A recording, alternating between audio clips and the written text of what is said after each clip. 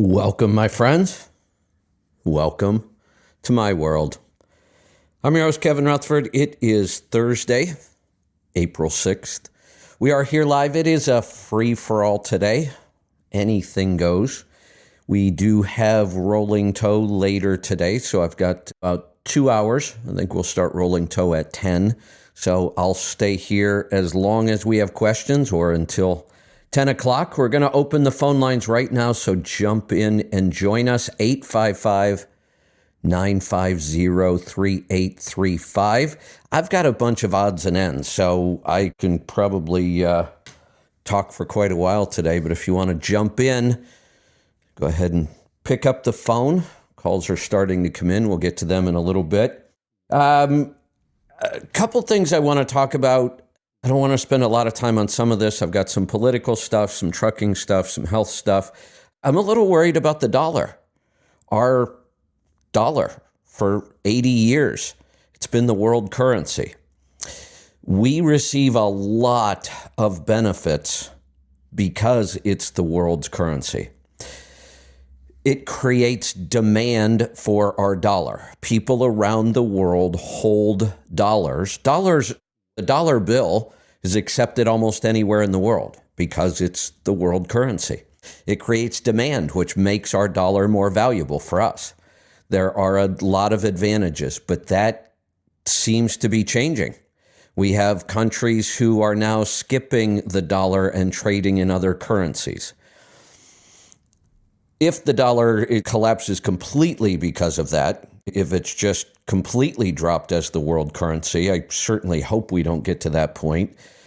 It would be really, really bad for our economy right now. The timing couldn't be worse, but that's part of why it's happening, because our dollar is we've overprinted it. We've talked about this. You can't just keep printing money. At some point, it will collapse. We are seeing the signs of stagflation almost everywhere. I keep saying prices aren't coming down on things that they should have. Real estate. I'm watching real estate numbers. They came down a little bit, but not much. And it doesn't make sense because properties aren't moving. When a property doesn't move, the price should keep coming down, but it can't. That's part of the problem. A lot of people trying to sell right now don't have enough equity to be able to drop their price. They're just kind of stuck. And many times they'll end up getting foreclosed on, defaulting on the mortgage. The prices of equipment not coming down, even though there's equipment sitting everywhere. It's just doesn't make sense unless you put it in the lens of what we experienced in the late 70s, which is stagflation. It's a really, really bad economic situation. Hoping something changes our direction sometime soon. I don't know what that something is. Something else in the news is definitely trucking related. The issue of the Department of Labor, this is the Federal Department of Labor, defining what an independent contractor is. So the history on this, right before Trump left office, he had a new definition written into the Department of Labor. And it was somewhat better than AB 5, at least. There were a couple traps in there possibly for trucking. It wasn't perfect, but it was better than anything that looks like AB 5. As soon as the Biden administration took over, they rescinded that. Then the court said, no, it's going back into place until the Department of Labor can come up with a new rule to replace it. That's where the problem comes in. The Biden's pick for the Department of Labor, Julie Su, she was heavily involved in creating AB 5 in California. We know exactly what she'll do with this rule. We're going to try to bring you some resources on how we may be able to fight back a little more against this. There's a new group that started in Washington that's trying to fight this. I've reached out to them, see if we can get them on the show. This is something we'll be talking about more going forward. What else is interesting here?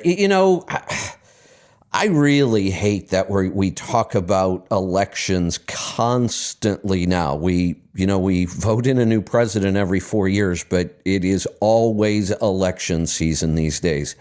Between, the midterms that happen every two, then, every 2 years we've got some fairly significant elections. So it is always election time anymore. It's kind of tiring, but it is what it is.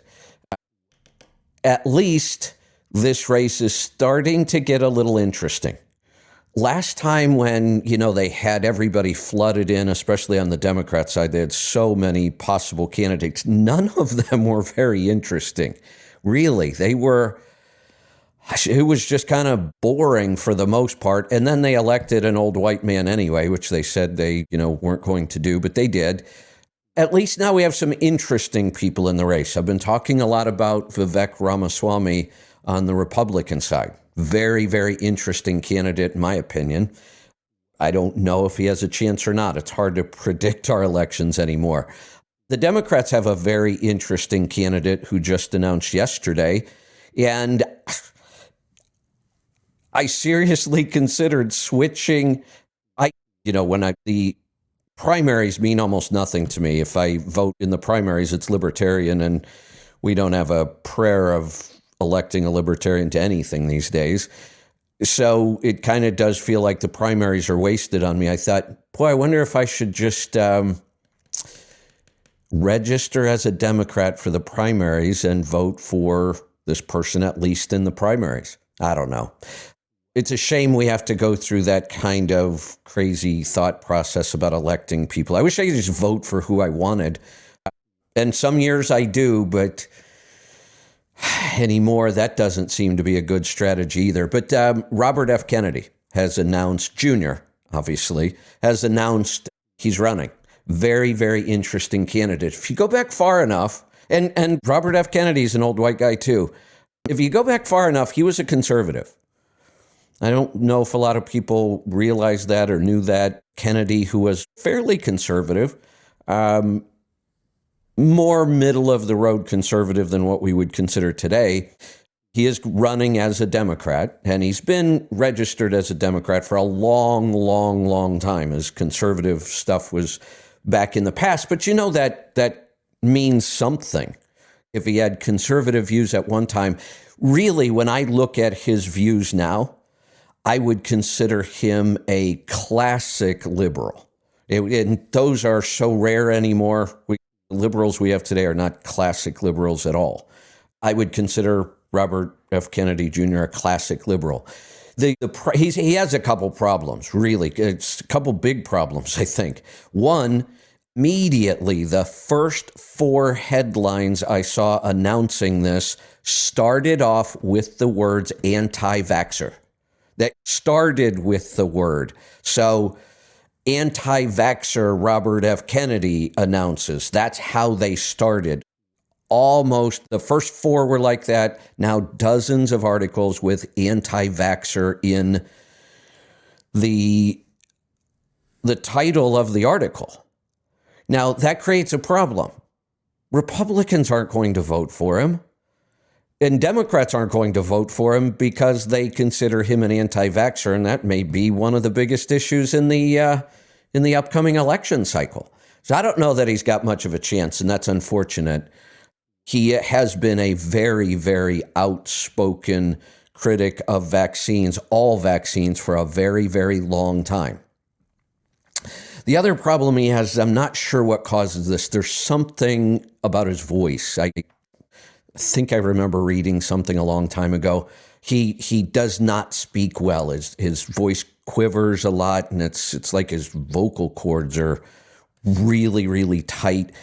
That's a shame. I mean, you have to be able to speak well. So that's going to be a challenge for him, I think. But it at least turning out to be a little more interesting. So we'll keep an eye on that. What else do I have on my list here? I'm not going to spend a lot of time on these things. If you want to jump in, phone lines are open. We're going to go to those calls here in just a couple minutes. I just want to mention these. I missed this somewhere. This happened a while back, and I don't know how I missed this, but I did. There are now 40-year mortgages. I didn't realize that. I can't imagine, my son's trying to buy a home right now, and it's so frustrating. I tried to talk him out of it. I did talk him out of it for a long time because the prices were just insane, and then mortgage rates started to go up. But it doesn't look like that's going to change. Mortgage rates look like they're going to stay high. The prices on the West Coast came down a little bit, but much real estate prices. On the East Coast, they've actually gone up in a lot of places, but so has rent. Rent here on the West Coast has gone through the roof. It is insane. It's hard to find rental properties, and the prices they want are just ridiculous, especially if you're a family and you need some sort of a single family home. BlackRock and all the investment companies bought up a lot of rental properties and drove prices through the roof. It's a struggle for young families right now. But I did some math just to kind of point out, I don't think people realize what these numbers end up looking like. I'm using $400,000 as the home price. Here where I am, that's actually not enough. I should probably be using $500,000. If you've got a family and you're looking for a decent, safe neighborhood here on the West Coast, just about anywhere, you're going to spend $500,000. And that's not a nice home. It's a typical suburban home. Probably needs some upgrading. That's the prices we're looking at. And they are renting for $2,500 or more a month, which is more than you would pay for a mortgage, even at today's rates. But here is what happens if you get so if we're looking at a $400,000 house, you should be putting 20% down. That's $80,000. We need to borrow $320,000 then to buy this home. So we have put $80,000 out of our pocket already, which how many small families can really save $80,000? That's what it takes to buy a typical home today. That's just an average home. If you aren't able to put down 20%, there's another way, but it gets even worse. You can get approved putting down less, but then you have to buy something called mortgage insurance in case you default, and the mortgage insurance makes up the difference. But then that means your cost just went up. So there aren't a lot of good answers here. But here's a young family signing a 40-year mortgage today on an average home. Here's what they have to look forward to. First off, it's not going to be paid off till 2063.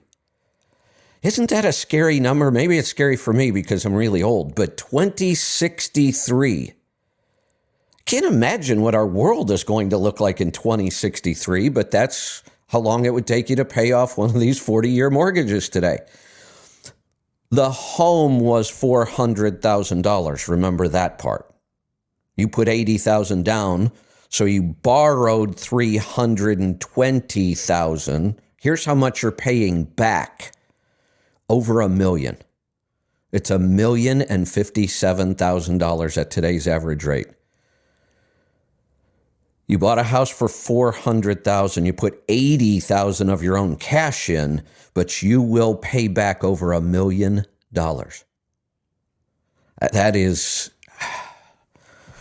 That's disheartening for young families right now. This is a really, really tough economy, and I don't see it getting better anytime soon. In fact, I think it's probably going to get significantly worse before it gets better. One more thing, and then we're going to get to the calls. No big deal. I thought this was hilarious. I think Elon Musk has just an incredible sense of humor. No matter what else you think about the guy, he's got a really interesting, dry sense of humor. So everybody is all up in arms about the new blue check. A blue check, Twitter has been around forever. It just means they verified who your identity is. When Elon took over, he started charging for the blue checks. It's either $8 a month or $11 a month. And I think that's because of Apple. If you have an Apple phone and you sign up, then the price goes up because they get 30%. I think that's the deal. I just signed up my laptop instead, and I pay $8 a month. You'd be shocked at how many people try to insult you over that. This is a really weird issue. People, if they disagree with something I say, they'll do this. Oh, well, you're so stupid. You paid for a blue check. What? I pay for a lot of things. $8 a month? We're worried about $8 a month? And you think it's some sort of an insult that I chose to pay? I paid for a couple of reasons. One, I do want people to know it's really me. It's easy to spoof somebody on Twitter. It's even easier on Twitter than it is on Facebook. So I do want people to know, you see something with my name on it, it's me. Or there are some things that other people in our company post on my account. So if we post schedules or ads or announcements, it might be somebody else in the company posting it, not me. But it's all coming from our company, and all the other stuff, the opinions, those are all mine on Twitter. So sure, I don't have a problem paying a company to use their service. This is another thing the internet has really, really screwed up with people, because so much stuff was given away on the internet, still is every day. People expect it. They feel like they're entitled to get everything on the internet free. You try to charge somebody for something, they lose their mind. Or if you pay for something, they're trying to use it as an insult. It's really bizarre. I don't get it. So Elon is just trying to clean up Twitter. I think he's doing a pretty good job of it. Still got a long way to go. So he's also including, I forget, there's another color of a check mark for media, which is nice. I think it's good that we identify groups like this. But he came out and he put a tag on NPR, National Public Radio. I don't know if you're familiar with NPR, how it works. It gets money from the government, lots of money. It has for decades. Our tax money goes to NPR. I've never understood why. I don't really understand that whole thing, but it's been around forever. A lot of our tax money goes to it. When they do shows that a lot of other stations, TV or radio, wouldn't cover, things about the arts. And that's why, they said, well, nobody pays for that kind of stuff. So if we want things like that, we have to pay for it through NPR, which I don't really care too much about that. But when NPR starts reporting news, I have a problem. We should not have news agencies that get paid by our government use our tax money. That's just wrong. It always has been. I've always thought about that. I don't know why that doesn't bother us more. Obviously, Elon Musk feels the same way. He tagged NPR as state-sponsored media, which is exactly what it is.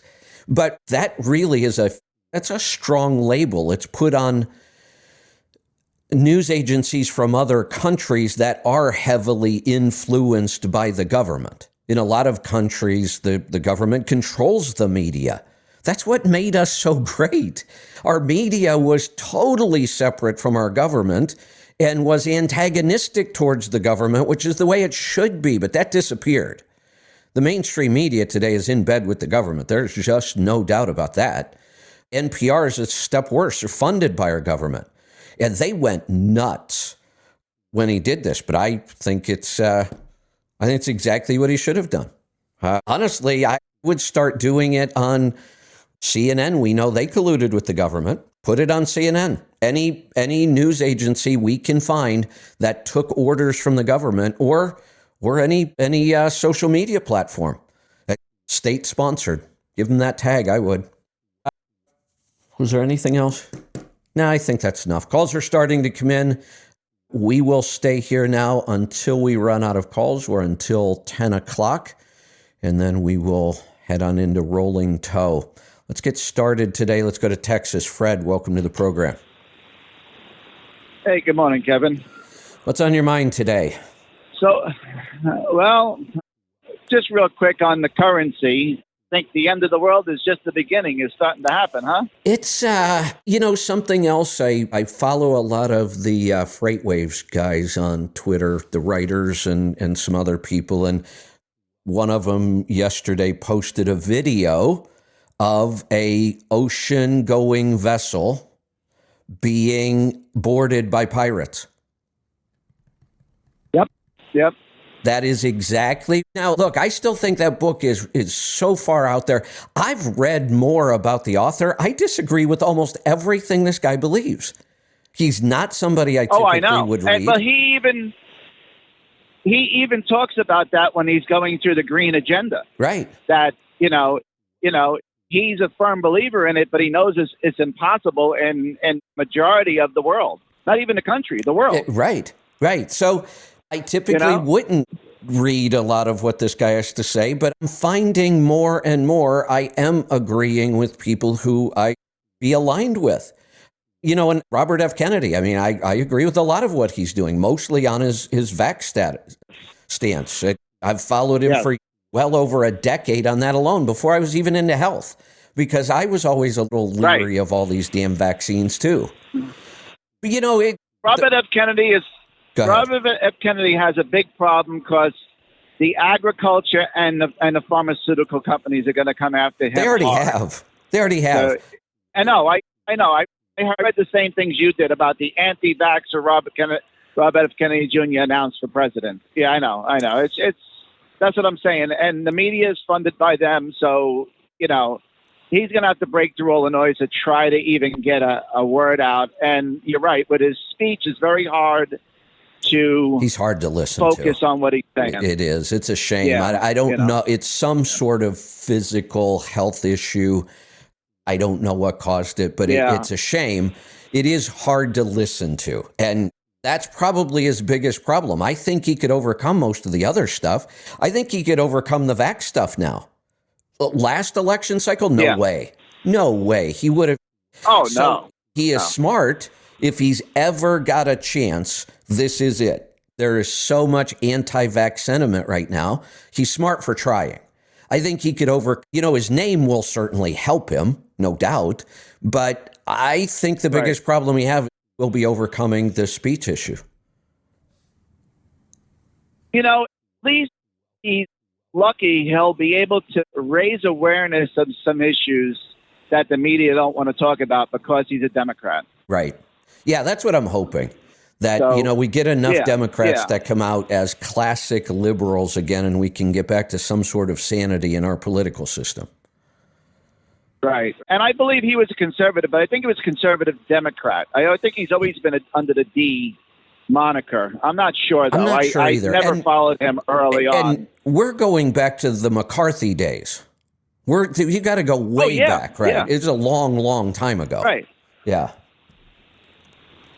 Yeah. So, over the past week or so, we've been, between waiting on the evil orange man potentially getting indicted, and then he got indicted on Thursday. And now it's come out that it looks to be pretty much just a political hit job. There are some other charges. For some reason, the New York DA didn't disclose what they are. I have no idea if that's legal or not. Apparently, no one's pushing on it. Let me explain this because I went to figure this out myself. This whole damn case is so confusing because this DA is trying to do legal gymnastics to put together some sort of a case that should never be a case. That's why it's so confusing. Correct. Because he's doing things that have never been done legally before, so everybody's speculating. Here's the issue. The bookkeeping errors, or let's even call it blatant cheating in bookkeeping. If that's what he wants to claim, they cheated, whatever it was. Those are misdemeanors. They're well past the statute of limitations. He can't charge Trump with those.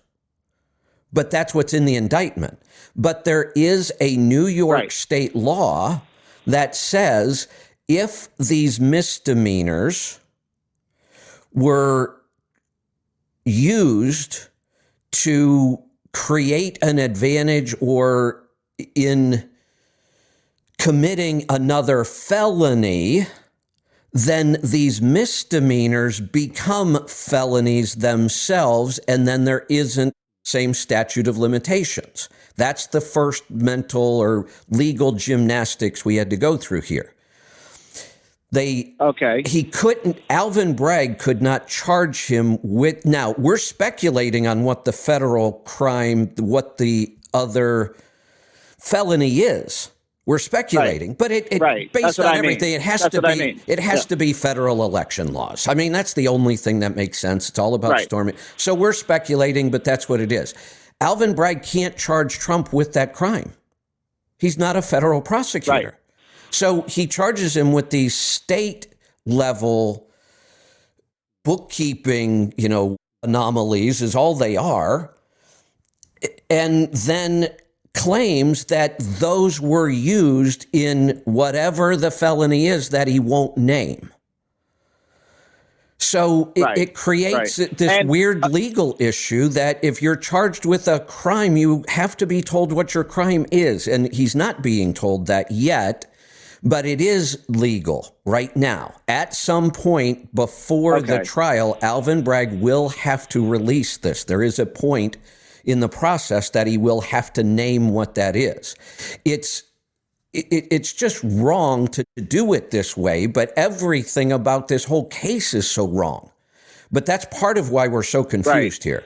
So, and that's why. And I was here's the other thing that's so bizarre about this. If he alleges that it was election fraud of some sort, the misdemeanors actually happened after the election and when Trump was no longer in charge of running his company. Right. He was already in the Oval Office. Correct. And we remember that I was going to bring up. Remember clearly when he handed over control of the companies to his son and his family. Yep. So it's so bizarre. Everything about this is just so weird. Nobody can figure out what's going to happen. Right. And there's a law professor. He's a constitutional law professor from George Washington University. He's on Fox. He's a paid, he's a contributor. Jonathan Turley. Yeah. And he said that out of these 34 counts, 16 of them are the same count. They're the same crime. Yes. He's counting 16 different ways that they falsified business records. And there are times that happens, but this one, it shouldn't be one of them. This is more like an office. Right. That's what he was trying to point out. This would be more like an officer following you speeding and writing you a new ticket every mile marker. Yes, exactly. That's what he was trying to point out. That's how he, so, but, like last week, everyone said Trump put himself in the news. Well, the leaks that came out of the DA's office, which happened all the way up to the indictment, made him, gave him that reasoning that he was going to be arrested because that's what he was being told through leaks. So it wasn't him that put himself technically in the news. The DA's office did that. But no, I mean, we can sit here for the next probably week and a half and beat up on a lot of the missteps that Trump had, but we forget about a lot of the good things that happened during his administration. And I'm not even talking about domestically, but I'd like to go over a couple of things if you don't mind. No, go ahead. To remind people. He did unleash the military, and we did pretty much wipe out ISIS. He gave the go-ahead to kill the Iranian General Soleimani and also the leader of ISIS, al-Baghdadi. He pulled us out of the Iran nuke deal. He also put on heavily weighted sanctions on the Iran government and the regime and all the heads of the government. He pulled us out of the Paris Climate Accord, which Biden put us back in, but that was a devastating blow for our economy at the time. He tried to normalize relationships with Russia and with North Korea. He met Kim Jong-un, first U.S. president to ever do that, since maybe Nixon, possibly. He had no new wars. His trade agreements were made possible by his domestic policies with the energy, because he had the leverage over most of the world to renegotiate. He also moved the Israeli embassy to Jerusalem, and because of his energy policies, he went around the whole 60 or 80-year war between the Palestinians and Israelis, and he made the Abraham Accords, and now there's normalized relationships there.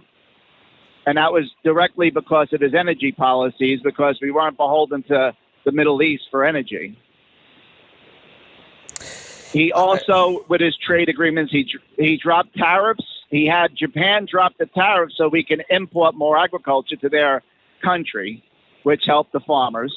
He renegotiated NAFTA. He was trying, with tariffs, normalize relationships with China and get them back on some kind of equal footing on trade, which was going to be hard anyway. He also had everything in the works to get us out of all of these foreign wars. He specifically ordered everyone out of Syria, and the deep state didn't do it.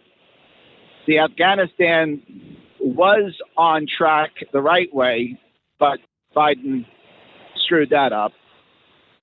And, everyone can debate this. I'm not saying that I'm 100% right. These are the things that I can think of that were positive on foreign policy. You know what's interesting? When we're talking about presidents and we're in elections, we always bring up the foreign policy issue, and we make it always sound like that,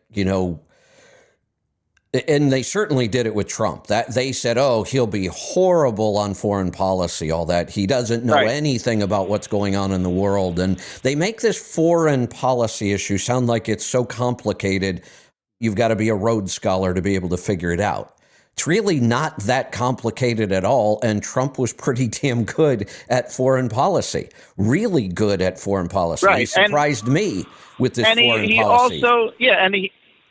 He also put all of our quote-unquote allies to task, and they had to refund NATO.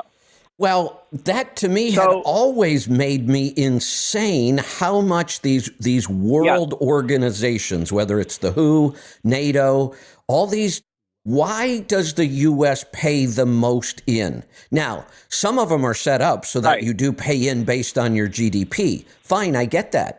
But we were paying a higher percentage of our GDP for decades than any other country in the world to all of these organizations. Trump finally put a stop to it. Right. Well, I'm sure you remember he tried to stop the funding to the WHO. I know he did. That's what I mean. Right. And legally they challenged him, and I think they won. But he really wanted to stop all funding to them because China was only giving them $40 million and we were giving them $400 million or something to that And effect. China was controlling them. That was the bigger problem. And China was if we pay all the money, we should have the most say. Yes. All right. So that's what I think on world events. On domestically, he got 3 U.S. Supreme Court justices. He also put 54 conservative justices on the circuit courts throughout the country, which are lifetime appointments. Yeah. Of course, he had his tax code. He got the unemployment down to 3.5%. This is all prior to COVID. Low gas prices. The bottom 50%. That was his energy policies. But the bottom 50%, everyone's income rose close to 40% of net worth. Yeah. He doubled the child tax credit. Tax credit because he was a pro-family president. He wanted people to have kids. So if you're gonna, I don't believe in any kind of credits or subsidies or anything else. But if you're gonna use the tax dollars, at least be a little pro-family and pro-child. Yeah. This is my. He cleaned up the VA, the Veterans Association. He cleaned up the hospitals. He gave veterans' actual choice of doctors, where they can go out of network, out of the VA, and get their own doctors. Because he was pro-military and pro-veteran, who gave whatever they gave to keep us safe and our freedoms secure. I agree with it all. Also, I've always said, agreed with his policies. But we beat up on this guy, and this is he was the only president that went to the March for Life. I get it. Like I said, I agree with a lot of his policies. It's just a shame that he chose it. And I will just pick on one big mistake. Forget mean tweets and all that stuff. I could give a rip about that kind of stuff. My gosh. His biggest mistake, and honestly, I can't forgive him for this one. Fighting the media was the stupidest thing he ever did. For somebody who was able to accomplish so much, antagonizing the media was a huge mistake. Had he not done it, he would have been reelected. I'm convinced of it. I'm going to tell you my take on this. Okay. Now, all presidents get criticized and told falsities on. Now, whether it's false or not, we had Obama. Everyone was saying he was born in Kenya. He wasn't a true he wasn't a real American citizen born here. He couldn't be president. He never ever addressed that. And I'll tell you why I think he never addressed that, because that was a perfect distraction, because he had the uniparty in Washington helping him work his agenda, Republicans and Democrats. Okay? So it was a perfect distraction for us to fight about whether he's a real, U.S. citizen or not, and all this other stuff. But you see, with Trump, it was different. He wasn't fighting the media because when he came out down the stairs and he announced and he talked about how all these bad people are coming from Mexico, and he says, and I guess some of them are nice people and everything. So the media started attacking him right off the bat. But what happened was he was being investigated for being an actual Russian asset, which was completely false, and the Justice Department knew it because none of the corroborating documents could be verified. So with that happening and the media just pounding on it, he became saying that it's all fake because no one wanted to do the research into this. And that's how he got in. That's how he got on board with beating up on. And it was a mistake. Doesn't matter if he has 37 reasons to justify it. It's a stupid move. They have way too much power over the American people. That's all you have to remember. He should have been smart enough to understand that. Yeah. Well, I mean, he is a vain, thin-skinned narcissist. He is. Yes. That's his problem. I mean, that's what he is. And that's what he is. That's a problem. That's a problem for me. Yes, so now let's take somebody who would have done all the exact same things you just heard and would have gone even further, who has already said he will eliminate the Department of Education. Somebody who is very, very similar in their policies, but will not make that kind of a mistake. That's who I might just vote for this time. And I'll tell you, it's Vivek Ramaswamy. Absolutely.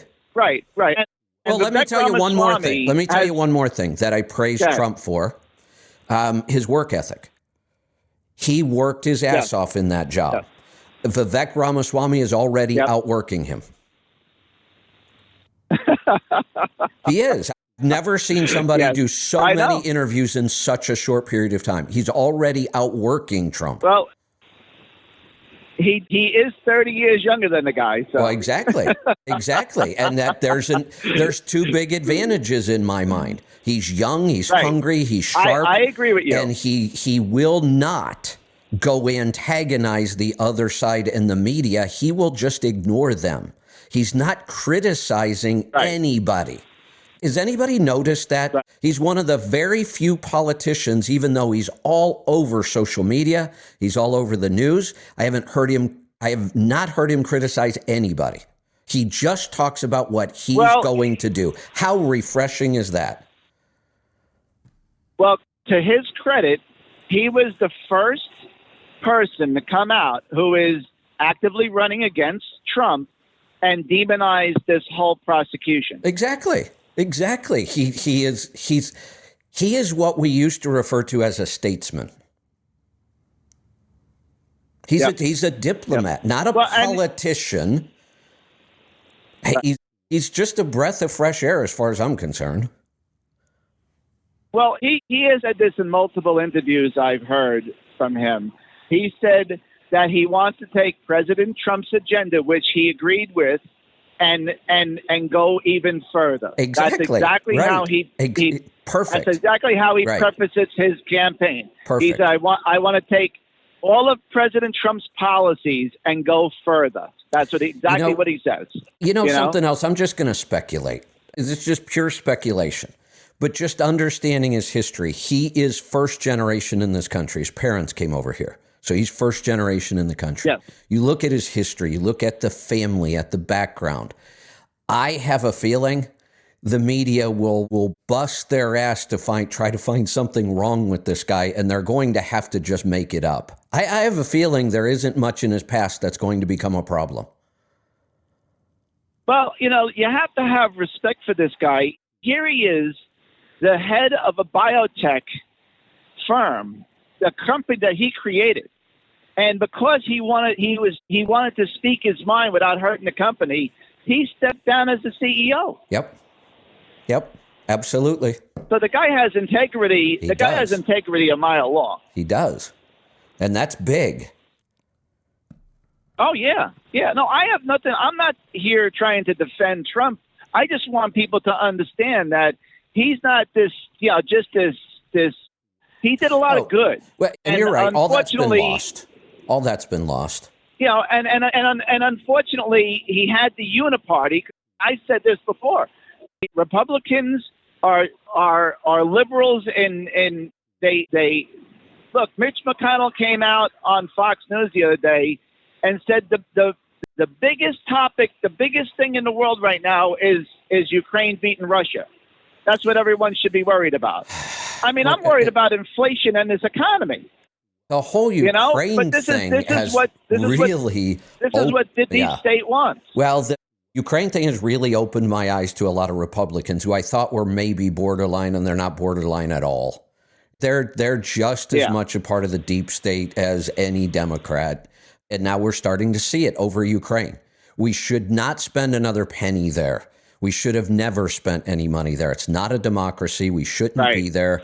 It's opening us up for a war against Russia. Everything about this has been wrong. No, I agree with you 100% on that. And unfortunately, I tell people all the time, I said, let's just go back to 2017. Donald Trump is a Republican president elected. He has a Republican House and a Republican Senate, and he got nothing done except for the tax policies. Everything else he had to rework the executive branch or do by executive order. Correct. Because the Republicans pushed back on him every step of the way. Yep. And I complained about it then. I hate presidents doing that kind of stuff by executive order. Any president. They should be it really started, I think, really accelerating in George W. Bush, I believe. That was the first one that did a lot of executive orders, and Barack did it. And, of course, Trump had no choice because no one would work with him. And I think a lot of his cabinet choices for the first half of his term was a lot of people weren't stepping up because they didn't want to waste his political clout on him.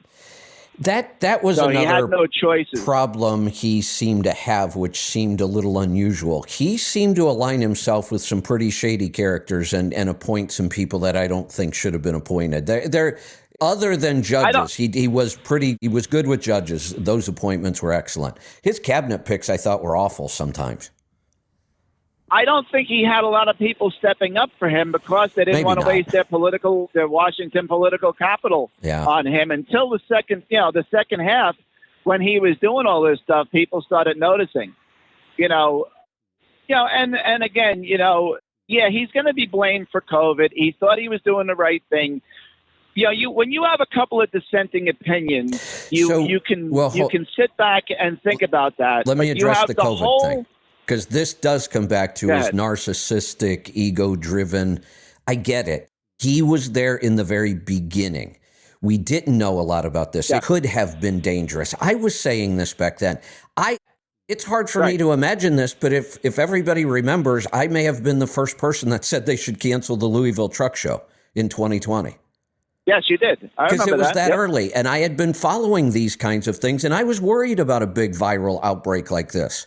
And it could have been bad, could have really been bad. We started to figure out pretty quickly that it wasn't. The problem was Trump will never, ever say he's wrong. So just No, come out and that's say, 100%. Yeah, we that is didn't know. Yes, I pushed hard to get this vaccine. I thought it might have saved people's lives. I realized pretty quickly that Fauci was a shill, and he just needs to come out once in a while and say, I got it wrong and I'm going to fix it. But he doesn't to this day. Yeah. He still will not denounce that vax. That's going to hurt him. I know. Yeah, it is. It is. I don't really believe he's going to be our next president. You're right. I mean, first of all, I think a lot of people are just tired of him, and it's just because it's 24/7 in the news. Every time he's around. So I think people just have a tired. They don't want to hear it anymore. I'm tired of what he's doing to the Democrats. He's making them so insane they can't even think straight anymore. And that's not good for us. It might be funny to sit back and say, oh, look at how he antagonizes the media and the Democrats. Ha, ha, ha. None of it's good for our country. No. And another thing that's I think is hurting him really bad. I saw a commercial last night. It's the Make America Great Again PAC. So I guess it has to do with him, but they're saying how Ron DeSantis voted against Social Security and Medicare when he was in Congress. I mean, come on, that doesn't do anyone any good. No, of course not. Of course not. But that's what we're dealing with. Right, and I get it. I get why people don't like the guy and why people are tired of him and everything else. But he did a lot of good for the country throughout the world. And now a lot of people didn't like him overseas because he was calling them to task. He went to Davos and told all the rich elites, I'm dealing with America because I'm the American president. I'm not going with your global right. agenda, I know. I mean, these are the things that he did that was pro-American. And like I said, that's what's driven me to the point where I am now. I want to find somebody who is as close to those policies as possible, but doesn't have all the problems and the baggage. And that leads me to Ramaswamy. Right. Every time. Yeah, no, 100%. I am in 100% agreement with you because as soon as you were bringing it up on the show, on a call I had with you, I knew exactly what you're talking about because he's been impressive to me since I learned about him when he had the biotech company. I've known about him for quite a while. I didn't really know about him until he wrote the book, Woke Inc. That was my first. Oh, the Woke Inc. Yeah, Woke Inc. Yeah, that was my first real exposure to him. And the reason that got my attention, if there's one thing, in my opinion, with all of the disasters going on in our country and the world right now, if there's one thing that I could change, just one, it would be the whole woke thing. I can't even believe we're doing this. I am so shocked. My whole life, companies have been hyper careful not to politicize stuff. As a business owner, you have to make that decision. Now, look, I made a decision as a business owner that based on what I do, I'm probably going to piss off people enough that they won't do business with me. I knew that, but I made that conscious decision. Right. I don't care if I ever become a giant company. I don't want to be a giant company. Every time in my whole life, every time one of my companies actually starts to grow, I get rid of it. I have so many examples of that. I love the small company challenges. We've talked about let's truck wherever to grow. I mean, really grow. We want to grow, but I mean, really grow. We would have to hire a CEO.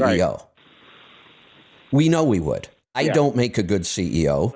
None of the three owners do. We're all good at what we do, and the company runs well like that. But if we were to grow, we would need that kind of guidance of a CEO whose only job was to grow the company.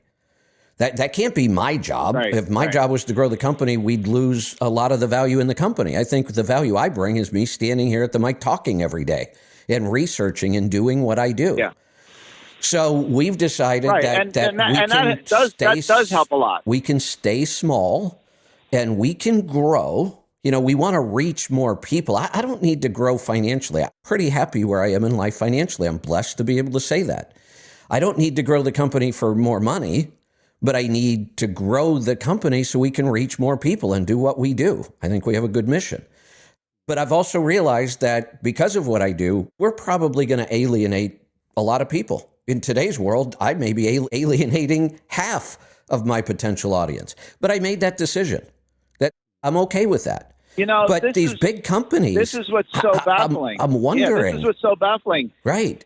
Why are they doing this? Especially You know, when we're heading into a really bad economy. Are they so flush with cash that they just feel like they can do anything? They can piss off half of the population? When you're a national brand and you're willing to piss off half of your customers? you know, I go back to there was an interview that a lot of people state Michael Jordan, and someone was trying to get him to talk about Republicans, and he said, you know, Republicans buy sneakers too. Like, this is what's so baffling, why Pepsi and Coca-Cola and Nike and all of these huge companies that want the market share, they piss off 50% of the country. Why would I buy a Pepsi then? Why would I buy a pair of Nikes? Why would I? Don't get it. You know, I just don't Yeah, I don't- understand why they would go down this road. And it's for something so controversial, and it's such a tiny, tiny percentage of our population. Why is this issue dominating everything right now? listen, I was out of the house by 3 this morning, work, and I was listening to the radio, and I guess Nike right now is the person who they picked to showcase their women's sport lines is a transgender female. It's the same guy I was talking about yesterday with the Bud Light. It's Dylan Mulvaney. He Yes. picked up Yep. 4 new deals. Do you realize? Wow. Do you realize Dylan Mulvaney, a biological male who decided to start this thing where he went on TikTok every day, that Chinese app that's going to take over our country. He went on TikTok every day and started doing this thing, My First Day Living as a Woman. That's what he did. He started posting videos. That's how he's gotten this popular. He was unemployed before that. Yes, I heard. And go watch his videos. He is so demeaning to women. Go watch his day one living as a woman. I don't know if I should go shopping or if I should sit around and just cry for no reason. That's the kind of stuff he does. He openly mocks women. I just don't understand, you know, all of these Oh, wait a minute. I know where I was going with that. Oh, God. You know, Bud Light, weird. Why would you use this guy to Bud Light? Come on. Nike, seriously? Yep. But do you know one of his first deals? Remember, he's a biological male. I don't know if he's cut off parts or anything. I have no idea. One of his first big deals, Tampax. I'm not kidding. That's for real. I don't doubt it. I don't doubt it. That's for real. You know, I just sit back and I say, well, you know, women fought for equality. They fought for the right to vote. They fought for all of these, you know, the Title IX, you know, women's sports, you know, and where are all the people? Oh, Where's the Gloria Steinems? Speaking of that, where are all of these people? I don't mean to interrupt you, but this issue of trans athletes in sports. Now, I don't think anybody cares if a woman, a biological woman who decides to live as a male, even if they do the surgeries or whatever, I don't think anybody cares if they compete with other males. Do it. I don't care. No. Because there's no inherent advantage. Who knows? They may even win. Fantastic. But there's no inherent advantage there, so nobody really cares. Now, the opposite, I think a lot of people care about. I do. Biological males competing against females is so wrong. I have stories of high school volleyball players being hospitalized because they got spiked by a biological male. Right now, I was just watching 2 videos this morning. There is an MMA fighter. Do people realize how violent the sport of MMA is? It is unbelievably violent. I was somewhat involved with it because a lot of my wrestlers in high school wanted to go on to MMA. So I got pretty heavily involved in it. I understand it is a brutally violent sport, way more brutal than boxing, which is pretty brutal in its own right. Now, here we have a biological male dressing up like a woman and fighting MMA. He has broken 2 women's skulls. Yeah, I know. I don't know his name or her name or whatever you want to call him.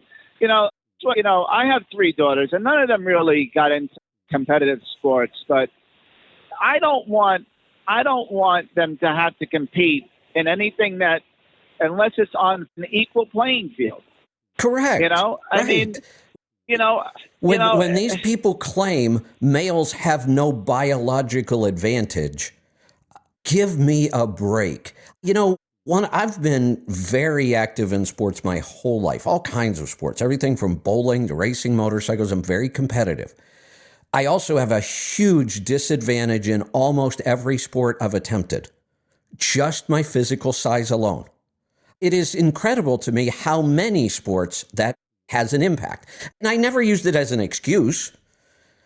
The one place where it really didn't have an impact was wrestling, which was why that was my big sport. I had no disadvantage in wrestling because of my size, because you only wrestle people that are basically the same size you are. But in every other sport, water skiing, I wanted to be a competitive slalom skier. If you've ever watched slalom skiing, somebody who is 6'3" has a huge advantage getting the ski out around that buoy. It's a huge advantage to be tall in that sport. Even something as simple as bowling, big advantage. You've got much more leverage on everything. So that's male and male. I felt like I was at a disadvantage in most sports. I can't imagine what these women feel like. Well, exactly. I mean, this is why these people got trying to be, the people that are involved in these sports at the highest level of amateur want to go to the Olympics if it's an Olympic event. They want to, and this is their catalyst. My wife was a professional figure skater, and imagine Scott Hamilton skating against my wife. It just doesn't make sense. It doesn't. Even in non-contact sports like that, males still have huge advantages. Listen, when I know that when they were doing the jumps, there was a triple axel, which is you actually start off on, say, your left foot, but you spin to the right. Yeah. And you spin 3 times and land. It's a triple axel. Well, up until I think the mid 90s, only men had power to do that. Right. The women were doing double axels. Then when the women started doing triple axels, the guys started doing 4 rotations, quad jumps. Right. Not you know what I mean? Like, because they're just physically stronger. They can build their muscles up, and they're doing quads now. Well, I mean, it's just because they've gotten so ridiculous about this. I told you about the college professor who stood up and said if we dug up people that have been skeletonized, we would not be able to tell a male from a female. He has a PhD. He was laughed at by his students because they realized how ridiculous that statement is. We could teach a third grader how to tell the difference between a male and a female skeleton. Listen, when you just go back. I don't know if you ever saw the movie Kindergarten Cop with Donald Schwarzenegger. It was comedy. No. All right. Well, anyway, movies.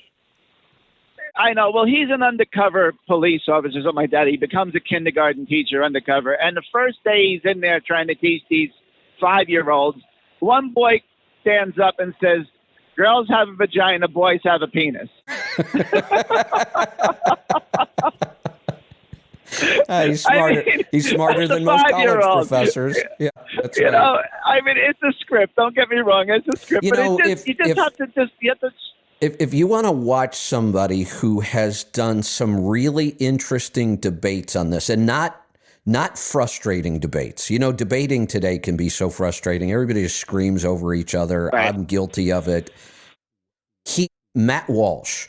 If you go look up the Matt Walsh blog. Oh, I love him. He, in the last week, has done this whole series. He was at some sort of an event, and he sits there, and trans person or a trans activist stands up and basically starts to debate him. And I've watched probably 6 or 7 different people. It's very calm. There's no screaming. There's no yelling over each other. He basically asks them questions and is really... Almost every one of them ends up standing there, unable to respond, and just walks away at some point. He does a really good job. Well, the one example I thought was excellent. He had a trans male who is now living as a female. I don't even know the right terms. I get confused who's who. Right. But it is a biological male who is now living as a female, and was really trying to debate him on many of his points. And he said, look, let me try this. Matt Walsh did. He said, "You're an EMT, right?" This person was an EMT. And they said, yes. I don't even know how you refer to these people. He, she, they, them. I don't know. Right. Said, yes, I'm an EMT. He said, okay, imagine this scenario. You get a call, somebody's laying on the ground. You have no idea what's wrong with them. You pull up, and you now know, whether they told you or you were able to identify it, they are a trans female. I believe that's the right way to say biological male. Right. So a man, man being a woman, right. So you're standing there asking him what's wrong so you know how to start diagnosing and treating him, and he claims he's having a miscarriage. Would you then choose to try diagnosing him whether or not he's having a miscarriage? And the person stand there, excellent question. The person walked away, couldn't even begin to answer. No, we wouldn't. Of course we wouldn't, because you could be risking somebody's life at that point. You could be wasting time on something that could not be physically possible. So why would you ever waste time on that? You wouldn't. Because you realize they are a biological male and they can't possibly be pregnant or having a miscarriage. But we have biological males who are spokespeople for Tampax. And there are videos all over where trans people they were biological males. They explained their period. They believe they're having a period. Yeah, I don't, listen, I have bad days, and you might say I'm on the rag, but that's a stretch. Hey, Fred, I just looked at the board, and it is full, and I've got a time limit today, so I've got to move along. We're going to go to California. Mike, welcome to the program. Good morning, Professor Kevin. How are you today? Good. What's on your mind? Yeah, so I was just had a question. I was listening many times over to your... Just to clarify for people, you referred to me as professor. I have no PhD, just to be clear. Go ahead. You don't need one. With the knowledge you have, you kicked all of us out here so well. It's well deserved. Well, not tongue in cheek at all. Thank you. So my question is regarding, after listening to your Stop Holding the Steering Wheel course many times, following your advice in that program and buying a vehicle out of state, and needing to do the inspections, as you suggest, how do I go about finding a particular garage or mechanic out of state that I could trust to give me a proper inspection? Good question. Lots of hard work, lots of picking up the phone, calling people. If you happen to know another owner operator that's anywhere in that area, ask, for recommendations. Not as difficult as it might seem. Not, me, I always talk about building relationships with shops. That's not what we're looking for here. We just need somebody to do some down and dirty quick checks on some things that maybe we're not capable of. There have been times where I've found individual mechanics and just pay them to go to the dealer because maybe the dealer won't cooperate with me. They might not release the truck. How do I get it over to the shop? There are some issues you'll run into, right? But I've found individual mechanics that'll go out and do this for me. Really, okay. It's not that critical. It's not like I need to trust that they know how to do an overhead properly. I just need to have somebody physically look over the equipment, make sure there isn't some big problem that I'm not aware of. So you make a lot of phone calls. You figure it out. Will I want to be there with them doing that, or just have them do it and then pay them and then have them send me the results? This is a tough call. So when we're looking at equipment remotely, which I highly recommend, you should not be shopping for commercial equipment just in your area. You should be looking all over the country. So it does create extra work and extra cost, but it is worth it. I will say that during my career as an owner-operator, fleet owner, 80% of the vehicles I bought out of state. It was that high. Early on, I bought a lot of trucks locally and found out it was a mistake. I wasn't finding the best specs and the best prices and the best equipment. That's why I started shopping the whole country. Like I say, it does bring up some extra work, but it is worth every penny, especially in a market like today where the prices are fluctuating so much. We really need to be looking all over the country to find those best opportunities. Yeah, because in my case, I got plenty of time because I got about 5 years before I retire from my current company and then go owner operator. And then I'm going to go ahead and pull the trigger. So I'm hoping by then the market will have dipped and start coming back up again, and time for me to be in good shape. Good.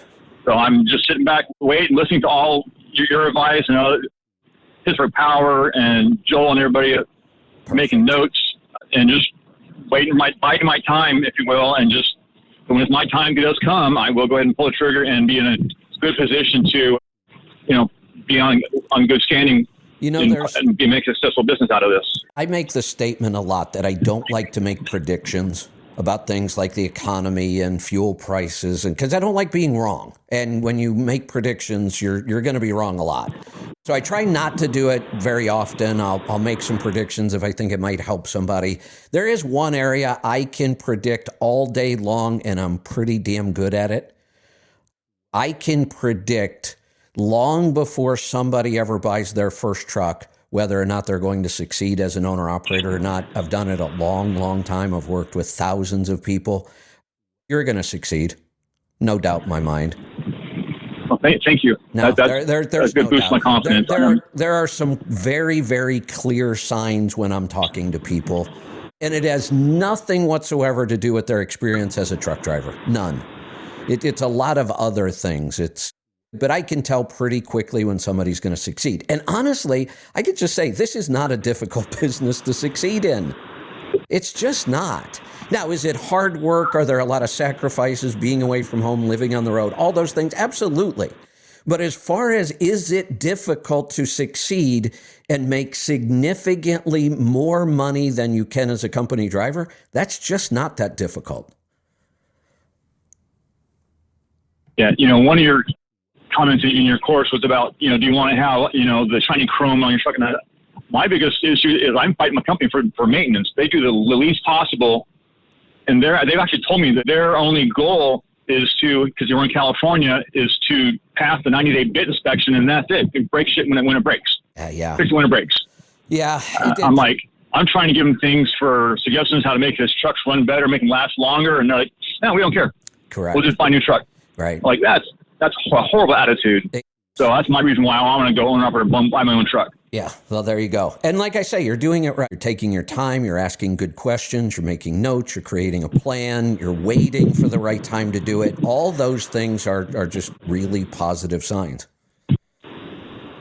All the while, I'm building equity in my home, and I'm also putting more money in savings.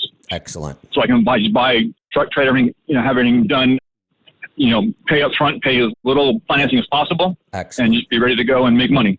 Congratulations. Keep it up. Thank you. All right. That's all I have for today. Thank you, Kevin. All right. Check in once in a while. Let me know how that plan's going and how I can help you. Let's go to Florida. Tim, welcome to the program. Hey, Kevin. I was just thinking about something when I was on hold here. I got a question about ketones, but you know anything about this FedEx consolidation and what it might mean for the industry? Oh, I create more contractors, less? I had that on my notes, and I was going to talk about it, and then I thought, when FedEx comes up, I talk about it a lot, but it's mostly because of my past and my history with them, and I understand, and I'm not sure it's all that relevant. So I decided to scratch that one off my list today. But since you brought it up, now I will talk about it. I was pretty shocked to read this. I often wondered if they would ever do that or not. My thought was they wouldn't because of how different the operating systems are. FedEx, the original FedEx, the red and purple, orange and purple, whatever you want to call that, the original overnight FedEx company was 100% employee. They didn't use independent contractors at all. And we also have to remember that FedEx Ground was not started by FedEx. FedEx Ground was started by Roadway. It was RPS, Roadway Package System. Eventually, FedEx bought them. Yeah. It was there at the time. And honestly, it was very well planned. Roadway wanted to get bought. They spun off Roadway itself, took all of their other operating divisions. Roberts Express was part of them back then. They took all of those and created a company called Caliber Express. I don't know if anybody even remembers them.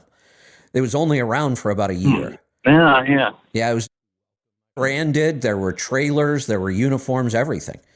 And the whole point of doing that whole restructure back then was they wanted the company to get bought. So they did. They got rid of Roadway itself, created this division called Caliber. FedEx came in and bought them. So FedEx Ground was not started by FedEx. It was started by Roadway. And it was 100% independent contractor when it came to moving packages, line haul and the home delivery. All of those guys are independent contractors. Now, there are a lot of fleets, independent contractors who own fleets, big ones now. I know a guy that's got probably 40 units across multiple states. Yeah, I used to work for one up in Toledo, yeah. Yeah. I had multiple trucks. I was a fleet owner there. The way I see it right now, and it's hard, this is a complicated issue, but the way I see it, when you read why they're doing this to decrease redundant costs and improve profitability. Well, that does not bode well for contractors. If they're combining these units to cut costs, that means they're going to start moving freight more efficiently. So maybe it turns into a system where if there's empty FedEx Ground trailers, now maybe some truck from FedEx Express comes in and moves them. And which they used to do a little bit during peak. Right. But that's why I'm wondering if they're going to do that more now. Yeah, of course they will. They're trying to consolidate and become more efficient, which means they're going to want to spend less money. They're not going to spend more. This isn't some big expansion. This is a contraction, really. Yeah. So short term, I don't see that it's good for contractors. Now, there will always be weird opportunities that pop up here and there. But I think overall, on the big scale of things, this is not a good sign for the contractors themselves. That's why I was wondering if it would dump a lot more contractors back into the system that, if they're going to cut back on the contractors and use more of their own trucks. It's hard to say. It's hard to say. It could go the other way. Maybe they know that their contractors are more efficient, and maybe they'll start expanding that. I don't know. I don't know if we'll see contractors delivering the overnight packages. And then there's another issue here. There are two very distinct groups of contractors here that are wildly different. You have the line haul contractors, which I was, that I owned tractors and I moved trailers between terminals or between butthead points or whatever it was. That was the line haul. Then the other contractors we call the P&D contractors, whether they use a van or a tractor, it's local P&D work. Very, very different. Those are almost like two totally different worlds. I actually was involved in both. Because I was the only contractor in a small terminal when I was in Akron, I did all of the line haul work. I was the only contractor there. And I did all of the tractor P&D work. So trailers that had to be spotted around town, local pickups or deliveries around town. So I had both line haul routes and P&D routes.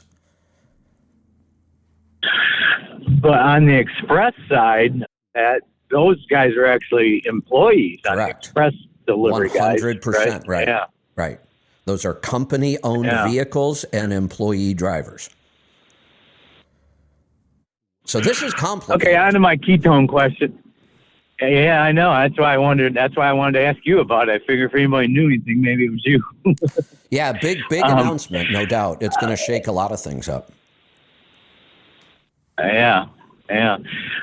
Hey, So I'm a team driver now, and here's something else to think about. go ahead. Could it be possible that the reason they're making this happen now? We were talking about this 25 years ago. Well, no, it couldn't have been that long. Once FedEx bought RPS, then we immediately started talking about it. Two things I was concerned about. We talked a lot about. One, will they combine these units, and what does that mean for us as contractors? My bigger concern, though, was FedEx has been an employee company forever. When they bought us, I thought they may have replaced us then. I was worried about it. It's one of the reasons why I finally just to sell the company. I didn't like always wondering, we'll only take one decision by FedEx and my company goes away. Yeah, and you lose that contract with his worth money. That's why I sold it. I sold it while I could. And look, it may never happen. But there were a lot of reasons. But what if I just had this thought? What if FedEx is doing this right now because they are worried about the AB5 type laws? The Department of Labor is debating this right now. They are the biggest target in the country for this issue, for the independent contractor issue. The IRS has gone after them multiple times in the last 30 years. They may be trying to set themselves up so that if something happens to the independent contractor rule, they're able to react better. Yeah, and my old boss, Rocky, up there in Toledo, he runs two shops, too. He runs the Columbus shop and the Toledo shop. I know Rocky. Yeah, really good guy. He's one of the best bosses I ever had. Yeah, I know. I knew the Cleveland contractor. I was the contractor in Akron. We had a contractor in Cleveland. We had a contractor in Toledo. So I knew a lot of those guys. That's a long time ago. Yeah, Rocky was there from RPS time, too. Right. But my ketone question is, I'm a team driver now, and we've been messing around with doing fast, and we did a 6-day one a while back, and we started out, my ketones were 3.5 and my blood sugar was 70, and 4 days into my partner's was 0.05 and 80 blood sugar. And 4 days in, we tested again, and my ketones were up to 5.2. Wow. I'm just wondering, is there any point where it can get too high on ketones? Only if you're a diabetic. Only if you're an insulin-dependent diabetic. That's the only time we have to worry about what they call ketoacidosis. There was a ton of confusion early on when people started talking about the ketogenic diet and ketones. The only reason ketone testers even exist was not because of the ketogenic diet. Ketone testers existed because ketoacidosis was dangerous for diabetics, and some of them needed to check. Yeah. Now, a product, Keto Mojo was created just for a ketogenic diet. And interesting enough, that's the mini series I'm working on today. We have a recording scheduled later today with Keto Mojo to talk about this. We're doing a mini series on this issue. So Yeah. good timing for the question. So no, if you are fasting or eating low carb, and in both of those cases, I can't imagine anybody on insulin is really doing much of that. So if you're fasting or low carb, there is no danger of ketoacidosis, none. In fact, what has to happen to create ketoacidosis, and it's hard to create this condition. You are able to get your ketones up so high because you're keeping your blood sugar so low. The way ketoacidosis happens, it was 69, you have high ketones and high blood sugar. You have to have both. Yeah, because my blood sugar was 69 when my ketones were 5.2. Right. No danger of ketoacidosis at all. Nothing to worry about. And then for my partner, after he got to 3.5 actually, and like 70 on his blood sugar, but then after the fast, he came way back down to 0.05. Is that still technically ketosis? You know, I'm not going to argue a couple percentage points. Technically, nutritional ketosis, I believe, is 0.7. I don't get too crazy about it. There are times where I'm 0.2. There are just times where your body's not going to produce ketones. And after a fast will be one of them. You kind of load up on calories, and just calories alone can sometimes create enough of an insulin release that your body's not going to produce ketones. Yeah, because I've been doing the ketogenic diet since 18, so I've been into it. He's just getting started on it. Good. So, that's where mine started out at 3.5. So, yeah, I just wanted to question. I had never seen that high of a number, but like I said, it was in a 4-day fast. So I thought, you feel? That might be. I felt great, really. We did bone broth and Cardio Miracle. Excellent. Is all we did for the 6 days. Good. And that's a lot. He dropped 10. Yeah, it is. We're out for 6, so we didn't take any food with us. Wow. How cool. Yeah. And he dropped, in that 6 days, he dropped 10 pounds. Awesome. So, yeah. So, we both felt awesome, no hanger or nothing really, So Excellent. It was a pretty good experience. That's what we're going to try it maybe once a month. Yeah, when you can start creating the ketones, you won't be hangry. Your mood will be good. You're just not hungry. Yeah. That's what the ketones do. Yeah, and we were doing bulletproof coffee too, so awesome. And I had a cup of that in the morning, so yeah. Well, there you go. But that's all I got. I'll let you move on. All right, keep it all up. Right. Good stuff. Let's go to Illinois. Brandy, welcome to the program. Thank you, Kevin.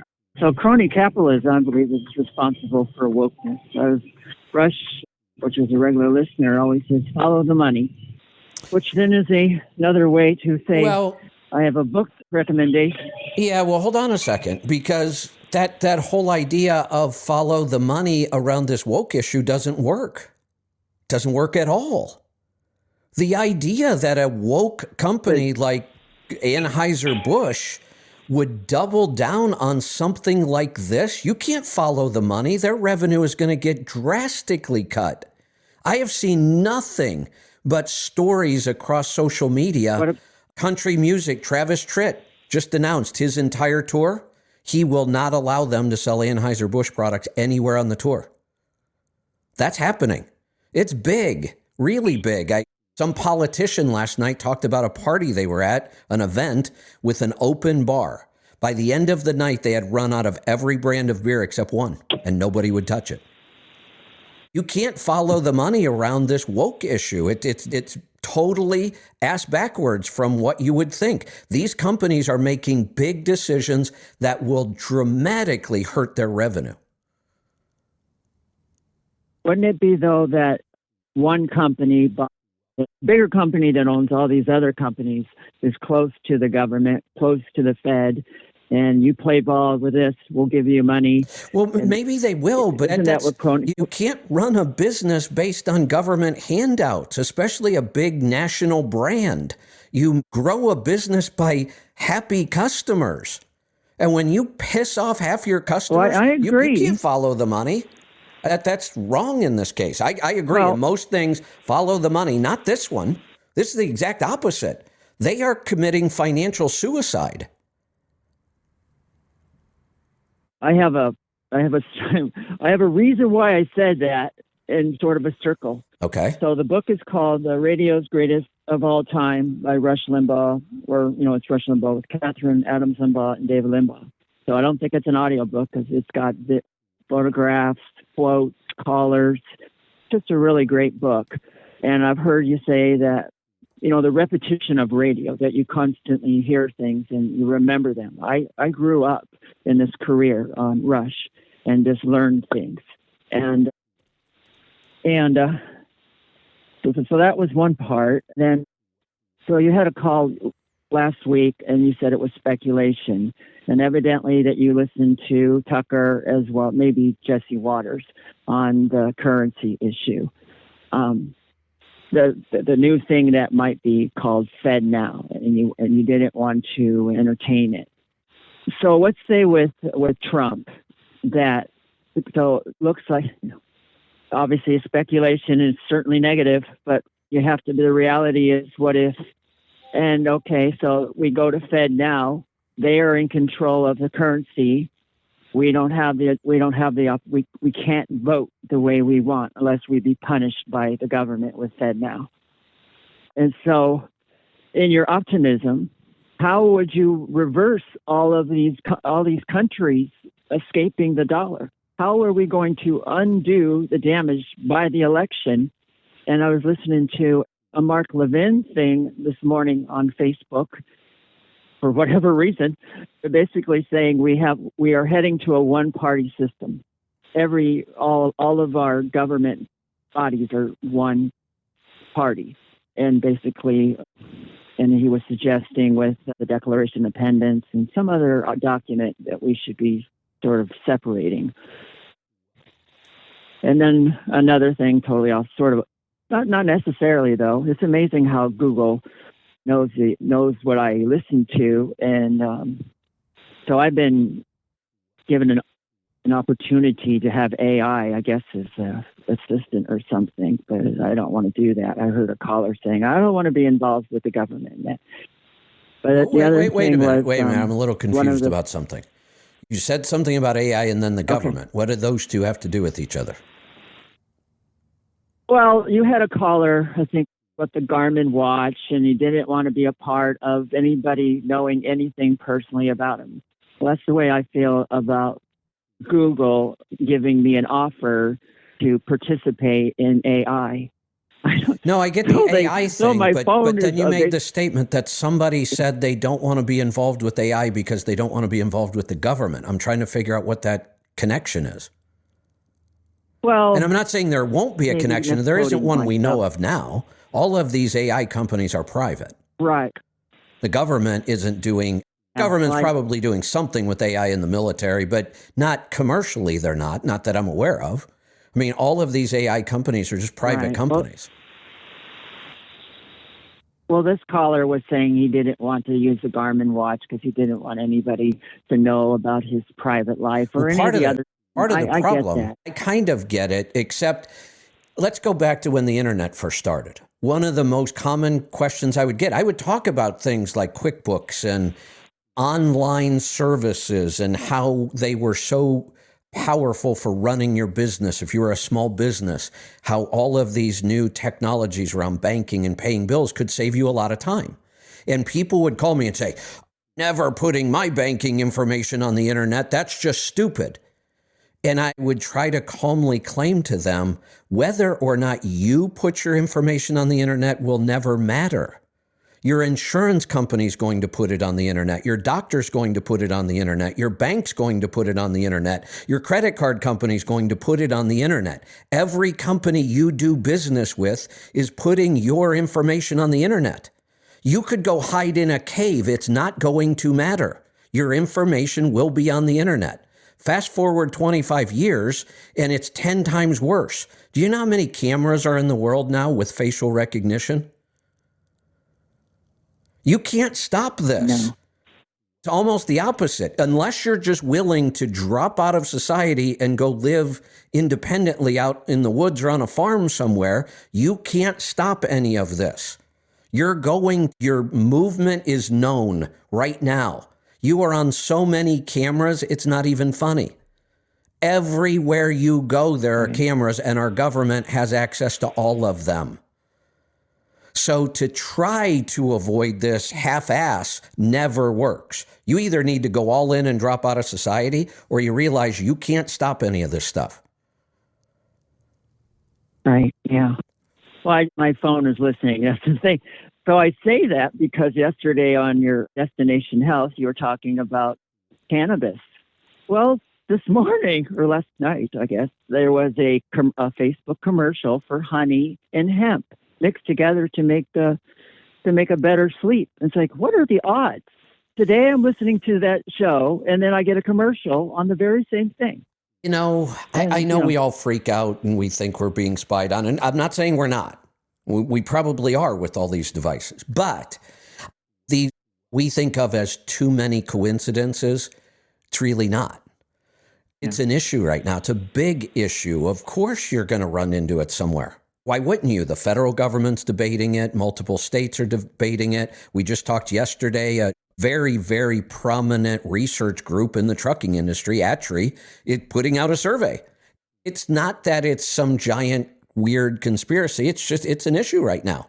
And here's the other thing to remember. But the odds. Hold on. No, not the odds. The odds are not astronomical at all. The odds are in your favor that you would see it. That's what I'm trying to explain.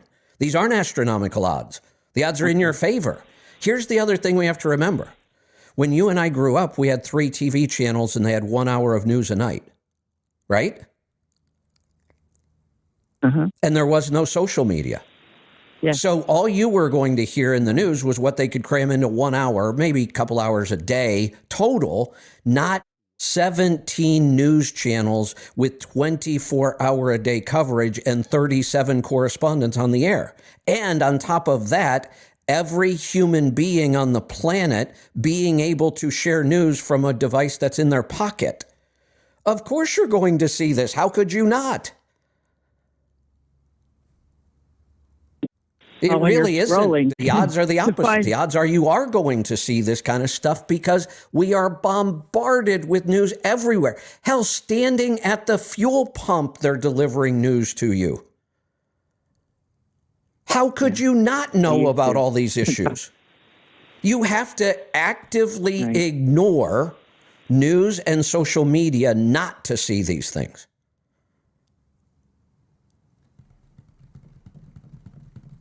I want to send you that book if you let me. Yeah. I'll always take books. Well, you've told me a few that you don't want. So I want to make sure I send you something that you actually would want. Yeah, I'll take it. Whether I read it or not becomes another issue, only because I'm just buried in books. If you read quotes and you have quoted quotes, these are small enough blurbs to say, "Ooh, I got," just like you talked about the cereal I like that yesterday. kind of stuff. Yeah, I get that. Oh, I totally identify that. There's a quote in very similar in this about where some politician is telling conservatives that we treat our Constitution like a religion and basically criticizing us for it. That quote stuck in my head. Hold on. And what you said yesterday about the I would cereal. absolutely push back against that one. Without our Constitution, we might not be able to practice our chosen religion. Yeah. So I believe that in the real world, that puts the Constitution above our religion. We have to have that kind of religious freedom that our Constitution gives us that isn't available in every country.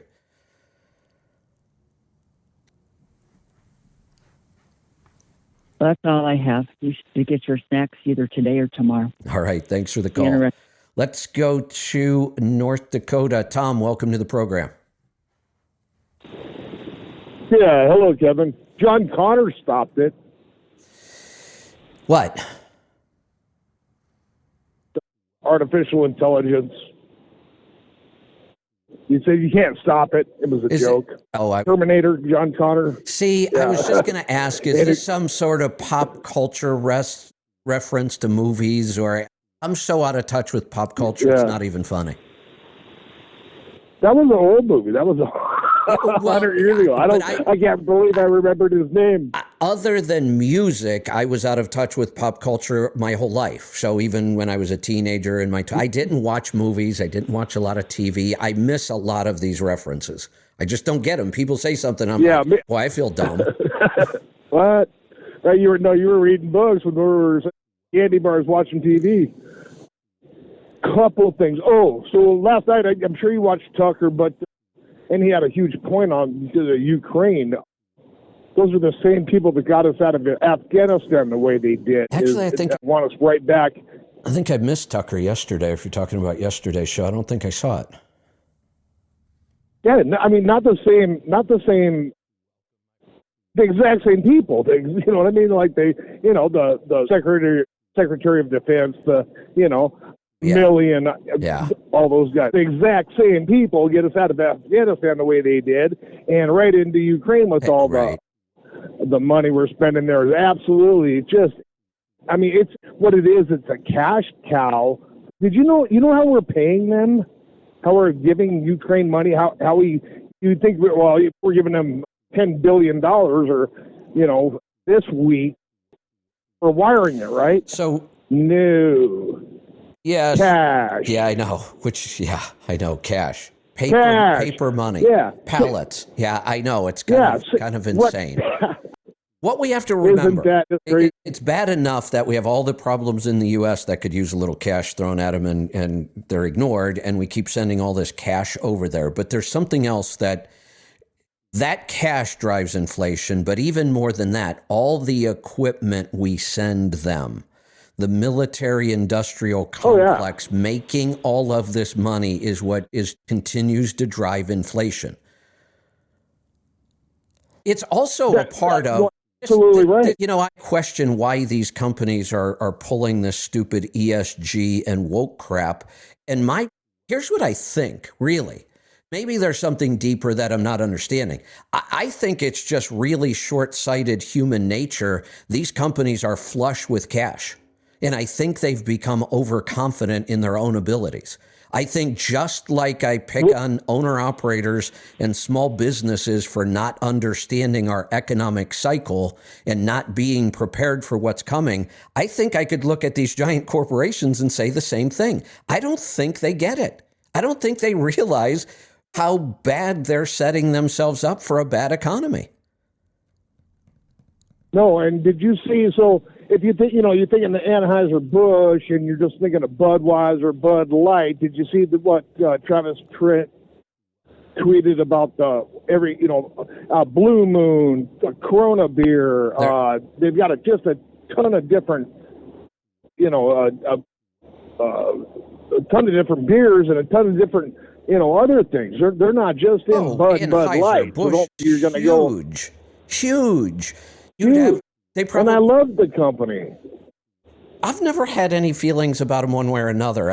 I would have to go. They had the Clydesdale. I know, but that was never any big deal for me. They're big, hairy horses. So what? The only product, eventually these companies buy up really good companies and screw them up. That happens a lot. Especially in the health world, in the food world, we see this all the time. I would have to go all the way back to the original Michelob beer. It's probably the only Anheuser-Busch product I've ever really. Now, I'd have to go through and look at some other things, but I don't think I've given much of my money over the years to Anheuser-Busch. Just not one of the companies I've interacted a lot with. They did buy a company that I used to love, a little tiny craft brewing company called Kona. They now own that one. But for the most part, I just haven't interacted with them much. The Anheuser-Busch was bought, I want to say by the Japanese, but it might have been the Chinese maybe 10 years ago. It might have been maybe 6. I thought it was the Europeans. I might be confused. I thought they were European, or they were American. German or something. No, they were American. Yeah, maybe it was the Europeans. I think it was the Europeans that bought them a while back. I also see that. And I just noticed this in memes and social media. Jack Daniels also boycotting Jack Daniels. Why? Does Anheuser-Busch own Jack Daniels? I don't think they do. I don't think so either. Did Jack Daniels come out and do something with this guy, girl, I think they did, but I didn't. I only caught a little bit of that part, but they had. I don't know where I saw it. So let's think about something for a second. Let's think about something for a second. Yeah. I'm going to stereotype here a little bit. We keep saying that they've pissed off half their base. Could be far worse than that. Who drinks more beer and whiskey? Is that a right or a left thing? That's the right. It's got to be a right Sporting thing, events. Right? Come on, yeah. Nike, beer, whiskey. Come on. What are they thinking? Right. They're not attacking like I said, they're not pissing off half their customers. They're attacking their most loyal base. Yeah, they are. And like I said before about this woke thing, if you wanted to ruin the country, and I don't think that the government's not a little bit behind this, pushing them, just a little, you got to get on board with this. And did you happen to watch the video that Kid Rock did? I didn't. You mentioned that, and I didn't have her session that night, so I forgot about it. So let me just explain it to you, because, boy, this has got him flipped out. So in the beginning, he's standing with a really tight close-up shot on his back. You don't even know who it is. But he's got a MAGA hat on backwards, so you can see that. So, right. Then he turns around and starts talking about, Bud Light, and then he picks up a weapon, and it's full auto. And he blasts the beer cans with a full auto AR. Yeah, it's pretty interesting video. That's Kid Rock's way. Yeah. Hey, did you see Lawrence? He's on Fox. The black guy, Lawrence something Jones, and he has a show. Lawrence Jones, on Sunday night.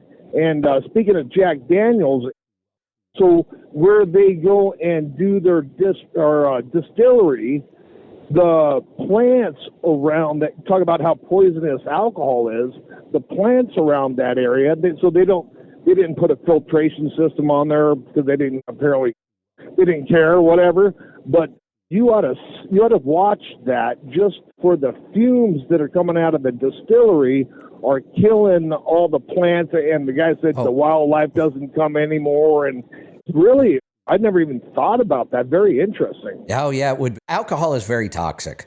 It just is. Yeah.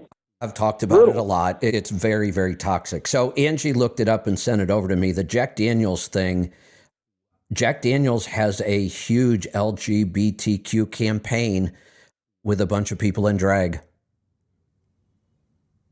And that Mulvaney character, whatever he is, he dresses up like a child, and now he always calls himself a girl too, not a woman, a girl. He refers to himself as a girl. And so, and now he's promoting Anheuser-Busch and tampons. So talk about sort of.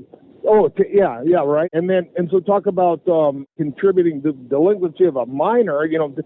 Having kids, probably, I don't know how many kids have started maybe trying their first beer, because of that commercial So or that.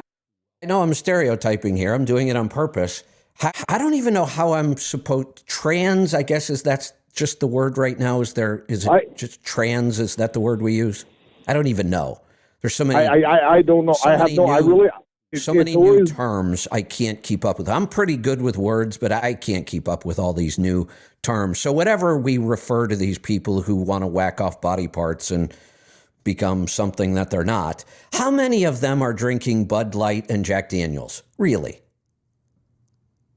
Well, a few more now, probably. Well, that could be. But will be. Yeah, I get your exactly. point. Yeah, I get your point. Yeah, I know instead of a Clydesdale, because, Clydesdales are big and powerful and strong, and that this movement is nothing about big and powerful and strong. That's toxic masculinity. Get a little pony. No, You need to get a little pony. no, they need a rainbow unicorn. Oh, there you go. Yeah. There you go. Yeah, that Right? should be the That's new funny. logo Yeah, for right? Anheuser-Busch, a rainbow unicorn. You know what? If I was any good with sketches, I would do that. Make a meme out of it. That's right. Somebody send in a meme to Kevin about Rainbow Unicorn and Budweiser. Hey, Yeah. So the real reason I called. So now I know this is a stupid question, but I was in North Dakota last couple of days, and they got snowed big time, and I'm just in South Dakota now. Thank the Lord. But how do you know if a road is closed? I mean, stupid question, right? Don't they usually have a sign out? The road is closed. A lot of places out in the West, they have gates on the interstates. They close the gate. Gates? There's right. So I ratted myself out. I called the cops on myself, apparently, on a closed road. There was going around a corner, and me, no good deed has gone unpunished, right? So go around this bend, and there's these three kids, probably 17, 18, something like that, stuck in this little hybrid car in the drift. And so I backed up. I'm at 80,400 pounds, and hopefully I'm burning enough fuel by the time I hit the next weigh station. But I back up to try to make some tracks for them to get out, and sure enough, sunk myself. Now, have you ever tried to put chains on a tractor trailer without being able to roll forward or backward at all? I believe it's possible. It is. I think it's impossible. Well, of course it is. Yeah. You've got to be able to roll at least that distance of the tire patch. You have to be able to get the tire patch off the ground and to a new position. To get the chain on. Right. So I did that. So this is the worst screw up I've ever done trucking. I've only been doing it 7, 8 years or whatever. But so do that. I'm thinking to myself, now I want to kill the kids. I can't kill the kids. But so not knowing the road is closed, and then another trucker tries to go around me and didn't cut it close enough, so he sinks off the edge too. So we got two trucks. We were blocking the road totally, right? And so I called the police department and tell them, okay, it's getting dark. I've been out there 4 hours trying to get chains on the truck that won't move. And so they asked me where I was, and they said, well, maybe we'll try to send somebody out. So here comes the highway patrol guy about an hour and a half later, and he's spitting.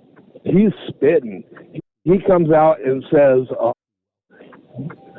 don't you know this road is closed? And we both said there was no signs or anything. And he's pointing at his hand. Says, it's on the map app. What? And, what? Literally snot bubbles coming out, right? And screaming and yelling. And I thought, oh my God, we just want him out of here. You know what I mean? This is not what I called to have him maybe, put up, I've got my markers out and everything. I just want them to know, got flashers on, lights on, but somebody comes around that corner, it could get ugly. Anyway, so he just asked the kids and us, we have enough fuel, have enough water, and okay, then we'll deal with you tomorrow. He says. So I go, all right, well, hopefully I'll be out of here by then, Exactly. But apparently in North Dakota, they don't mark any roads. I don't know about South Dakota here, But North Dakota, it's all on the 511 app, and then I'll show you the closed roads. Well, that makes because you total don't have sense. any idea. Yeah, that makes total sense. Why? Well, what if you're an old guy? What happens? That was tongue in cheek. That's typical government bullshit. That's all that is. I mean, because you're too lazy to get out there and mark put the a road. damn sign up. Yeah, it's totally out of touch with what's happening in the real world. Hey, I thought of something. This would almost be like a Friday comment, but I'm going to say it on a Thursday. So if you do end up at a scale and you're 400 pounds overweight, I have an idea for you. Okay, I need it. You know, I've talked a lot about the little battery packs and battery backups, and you can get them in handheld size stuff that fits in your pocket all the way up to big solar generators, but they're all the same thing. They're also just a solar generator is nothing but a big battery with an inverter on it, which is what these little power packs are. I actually have one that has a solar panel right on it. Little power pack, set it out in the sun, it'll charge itself. I would just walk back and strap that onto my frame and call it my 400-pound generator exemption. Yeah, just right. Yeah. Throw something on there. It's a solar generator. It's not much bigger than a deck of That cards, could work, but it's right? a solar generator. It's no different than right. my big solar generator that I can, run household stuff off of. They're the exact same technology. This one's just a lot smaller. I think I get 600 pounds for that, don't I? I thought it was 4, but maybe it's 6. Or 4? I thought it was 4. Like a reefer. Yeah. Yeah. So So on your unicorn, we need to have, of course, Dylan Mulvaney on the unicorn holding a Budweiser. There you go. Bud Light. We have to remember this is light beer. Which anybody who drinks light beer. I mean, maybe this is kind of fitting, actually. Yeah, life's too short to drink light beer. Exactly. I quit drinking beer. I'm day 4. Well, I'm on day 4 of the carnivore, and once a day. And surprisingly, Walmart had some pretty good selections. Granted the meat wasn't grass fed or grass finished. The little package of Wagyu I got was. There you go. But they had chicken that was organic chicken. They said free range, but we know that's bullshit. Right. And same with the pork, but the options were better than I thought they were. Good. You know what I mean? Good. Hey, Tom, I just looked at the clock. I got to crank out 2 more calls before the top of the hour here. We're going to go to New York. Roger, welcome. Hi. How you doing, Kevin? Good. I have a strange question for you. I call it strange because I'm not educated enough on tires to know. I have heard you and Mike Beckett both talk about OTR versus regional type tires. Generally, I hear that referred to for the drives. But my question is about steers. Does it make a difference? Is there a preferred type of tire? Is there a regional versus OTR steer tire? This is where it's most important.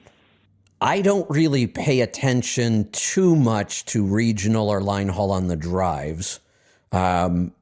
It's much more critical on the steer. And it's because of the scrubbing effect.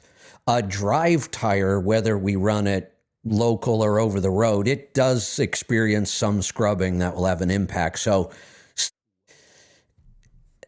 either way, I think it's always important to spec the tire what you do most. So if you do line haul, spec a line haul tire. If you do regional work, spec a regional tire. If you do local work, spec a regional or a local tire. But it's really critical on the steer axle. It's not as critical on the driver trailer, not at all. On the steer axle, if you take a line haul tire and run it in a local or regional operation, you will get all kinds of funky wear pretty quickly. Won't take long at all. Now, you can usually run a regional tire on the road without big problems. You will get some wear issues. You won't have the low rolling resistance.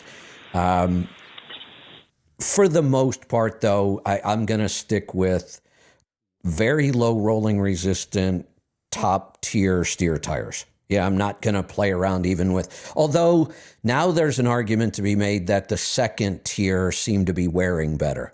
that first tier, they've gone so far on the low rolling resistance that they've created some wear issues. I haven't noticed it. So, but yeah, definitely an issue, and it's a bigger issue with the steer axle. So look at your operation. What you spend the most time doing should dictate which tire you buy. Well, I'm a company driver, but I have a large influence because I am the head driver for the company. Okay. So I have an influence on what the owner does. We only have a Ford truck operation, so we're a very small company. Okay. And he said he can get a deal on Goodyear long haul tires, and I said absolutely not. I said because we run an local operation. Granted, I do about 2,500 to 3,000 miles a week in a day cab, but I just wanted some reassurance that I was correct. You are that, correct. You know, you are that correct. The tires that he picked out, you would have horrendous wear issues pretty quickly. And that's what I was afraid of. Yep. Because they're going on my truck, right. And I don't want, I currently have Michelin X-Line on here, and these are wearing great, but we're getting ready to change out my steers because of the tread. Right. We're getting close. So, okay. All right. I just wanted confirmation, I guess. Nope, Every you are research correct. I did talked about drive tires, not really about steers. Yeah, that's odd. Thank you very much. You're welcome. It's a much bigger issue is. On steer tires, yeah. So I don't know why you kept finding that kind of stuff. All right, one more call, and then we will roll into rolling toe here pretty quickly. So don't go anywhere. It's going to be an instant transfer. I'll quit. They'll start. It'll only take a couple minutes. Let's go to Pennsylvania. Luke, welcome to the program. Hey, Kevin, good morning or good afternoon, whatever it is where you're at. I've heard the term progressive shifting brought up, and I guess I'm kind of ignorant on what that is, and I was wondering if you could enlighten me on what it is and how to do it. Yeah, I can actually. We used to talk about this a lot. And one of the reasons we talked about it was because I bought a used truck. This was the early 90s. It was my first Series 60. It was my first Volvo. I actually bought it from Swift. It only had 60,000 miles on it. They bought it and then immediately within less than a year turned around and sold it. They had picked up some big account out of Arizona that they actually were pulling doubles for. So they went and bought doubles, and they spec'd these single axle sleepers with Volvos with a 12.7 in them, and I got this incredible deal on them because they lost the account and they liquidated all this equipment. But they had progressive shifting turned on, and the truck would only go 57 miles an hour. And that wasn't just because of a governor. The gearing was that bad. The gearing was that tight. But the thing got incredible fuel economy. Now, here is what progressive shifting is, and it can be turned on in a lot of ECMs. The Detroit was one of the most popular with this feature. So if I'm going to explain how you would manually progressive shift, and then we'll explain what the computer does to force you to progressive shift. What gear do you typically start off in? Usually first gear. I have an 18-speed manual. It all depends on where I'm at. I run a lot of local stuff. Yeah, but usually first gear. During my career, I tried to haul everything light, like every time I could. So typically for me, I was starting off in third. I mean, that just seemed like a pretty common gear for me to start off in. If you start off in third, I'll just give you my example. If you start off in third, before you have the clutch out completely, you're already shifting to fourth. And then you're shifting to fifth in about a half a second. Those first 3 or 4 shifts happen so fast, you're almost shifting nonstop. It's one right after another. You don't let the RPMs climb on those early shifts.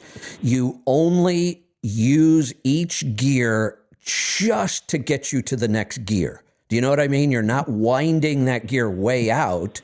As soon as you can shift without losing momentum, that's when you shift. And it's really fast in those early gears. It's like wham, wham, wham, wham. You are shifting fast. Then as you get up into the upper range, you're stretching those out a little more, progressively going to a higher RPM in each gear. That's why we call it progressive shifting. In that first shift, you might barely be getting to 800 or 900 RPM, barely. Then maybe you get up to 8 or 9 for a couple shifts. Then you might move up to 1,000 or 1,100. So it's really fast. If you turn it on in the computer, you will piss off every driver. Now, it's interesting because if progressive shifting is done properly, you actually accelerate faster. But if you turn on progressive shifting, the vehicle will accelerate very slowly, and you will swear you're going to get run over every time you pull out into traffic. The reason is, though, it's more human error than anything. What happens is when you turn it on, it is programmed in each gear what the maximum RPM is. If they program in that the shift from second to third happens at 700 RPM, here's what's going to happen. You're in second gear, you hit 700 RPM, and the truck stops accelerating. It's stuck right there. And you know what you do as a human being? I'll tell you exactly what you're going to do when that happens. You're going to push harder on the pedal, like it's going to matter. But that's what happens. It's just human nature. So then we lose 2 or 3 seconds before our brain realizes, hey, my RPMs aren't going up any higher. I have to shift. And then it happens again in the next gear. And you don't catch up to this progressive shifting till you get to about 6th or 7th gear. And you swear you're going to get run over. But it's only because you're not shifting when you should shift. Okay. Yeah, I thought that's what progressive shifting was, but I just wanted to clarify that. That's exactly what it is, and you can either do it manually or in a lot of ECMs you can force it. Okay. I tell people... All right, well, thank you. Progressive shifting is the way we should be driving. It's more efficient, it's easier on our drive line, it's easier on our tires, it's easier on fuel economy, and we accelerate quicker if you do it properly. So I'm all for it. And I tell people, you will be frustrated when you first turn it on in the ECM. I think the best drivers should just drive a week with it turned on so they really understand how it works, then turn it back off and just do it themselves. Now, a lot of the auto shifts are maybe programmed in and you can't turn it on and off. Yeah, I don't know with them because I have the manual. You know, with all the automated transmissions we get, a lot of this becomes even more complicated. The Meritor transmissions I had would skip shift a lot. So you wouldn't progressive shift, they would skip shift. If you started off in third or first, your first shift might be all the way to 4th gear. Okay. So yeah, well, that clears that up for me. So this is one of those reasons why I pick on 18 speeds, because they're not efficient. It would almost be impossible for a human being to properly progressive shift an 18 speed through all the gears. So you don't. We use an 18 speed, we skip shift. Right. There's too many gears there. I mean, unless we're pulling 200,000 pounds, we don't need all those gears. And it's inefficient to use those gears. Right. On the road, I'll skip shift. Now, I haul logs, so I'm usually pushing 80,000 plus. That makes and sense. Getting off-road a lot in soft dirt. Yeah, in a case like that, you're not even going to think about progressive shifting. Right. No, but I was wondering about it more once I got on the road and what I can... Right. How I can improve my fuel mileage a little bit with that. Look into your ECM. See if you can turn it on. If you can turn it on, I would recommend doing it. Drive it for a week, turn it back off, and then you'll know exactly how to progressive shift. Okay. Okay, well, thank you. You're welcome. Thanks for the call. And that is going to wrap it up for us today. I've got to get out of here and make room for Mike and Kevin Beckett. They are standing by waiting patiently, and they're waiting for your calls. So pick up the phone and start dialing right now. Well, not right now. Give me 3 minutes to get a new show set up after I stop talking. But call them up if you have questions about tires, alignment, wheel bearing, handling, all that stuff. Vibrations. They love vibration calls. Give them a bunch of those. Let's wrap this up. I will see you back here tomorrow. I think Henry is confirmed for tomorrow. I don't know if anybody else is confirmed yet. So looks like at the very least, it'll be Henry and myself. We'll see who else joins us. Be safe, be profitable, be fit and healthy. Always do the hard work and master the journey.